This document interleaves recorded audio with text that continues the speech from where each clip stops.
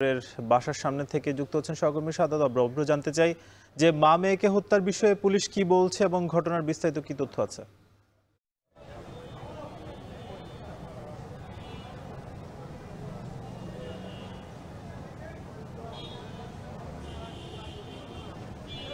মূলত আমি এখন আছি মোহাম্মদপুরে ঠিক পাশে যে বাসাটি আছে 12 তলার, কিন্তু 8 তলায় এই মা মেয়ে যে ডাবল মার্ডারের ঘটনাটি সেটি কিন্তু ঘটে। আমি যদি একটু দেখাতে চাই, সেখানে কিন্তু আইন শৃঙ্খলা বাহিনী থেকে শুরু করে এই মুহূর্তে অবস্থান করছে তার পাড়া প্রতিবেশী এবং সহপাঠীরা এসে পৌঁছেছেন।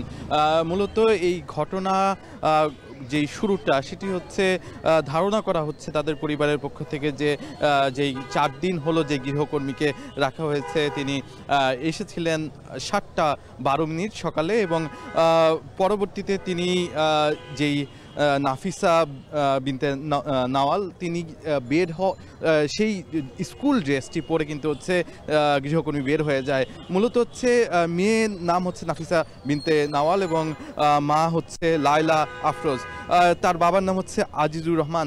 এই যে এই তিনজনই কিন্তু এই 8 তলার যেই ভবনটি ফ্ল্যাটটি সেখানে কিন্তু থাকতেন। এই যে এই ফ্ল্যাটে থাকা অবস্থায় এই তিনজনের বাহিরে কিন্তু তেমন কাউকেই প্রবেশ করতে দেওয়া হতো না বা কেউ দেয়নি বলেও আমাদেরকে জানিয়েছে এখানে যারা হচ্ছে গার্ড আছে তারা। তার পাশাপাশি ঠিক 9:36 যখন নাফিসার জামা বা হচ্ছে নাফিসার যে স্কুল ড্রেস সেটি পরে যখন বের হয়ে যায়, আমরা সিসিটিভিতে দেখতে পাচ্ছিলাম যে এর পরবর্তীতেই কিন্তু 10টা নাগাদই পুলিশ আসে এবং দেখতে পায় যে তার নাফিসার মা লায়লা আফরোজ তিনি কিন্তু হচ্ছে মুমূর্ষ অবস্থায় আছে এবং নাফিসা নাওয়ালও মুমূর্ষ অবস্থায় আছে। এক পর্যায়ে লায়লা আফরোজকে মৃত বলে ঘোষণা করে পুলিশ। পরবর্তীতে নাফিসাকে কিন্তু নিয়ে যাওয়া হয় সৌরউদ্দি হসপিটালে। সেখানে কর্তব্যরত ডাক্তার কিন্তু তাকে মৃত ঘোষণা করে এবং তার পাশাপাশি কিছুক্ষণ পরেই লায়লা আফরোজ যিনি আছেন তাকে কিন্তু হচ্ছে নিয়ে যাওয়া হয় এই যে এই বাসা থেকে।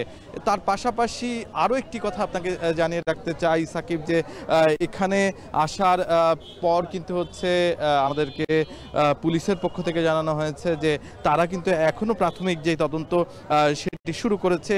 সেই তদন্তে কিন্তু এখনো পর্যন্ত কাকে সন্দেহ করা হবে সেটি কিন্তু তারা ঠিক করেনি। তবে তারা যেই আয়েশা আক্তার তাকে কিন্তু খুঁজে বের করার চেষ্টা করছে এবং পুলিশ কিন্তু সেই কাজটি করছে বলে জানিয়েছে আমাদেরকে। এই ছিল আমার কাছে এখান থেকে সর্বশেষ। সাকিব, রাজধানীতে মা মেয়ে খুন হয়েছেন সে খবর জানাচ্ছিলেন শাহাদাত অব্র।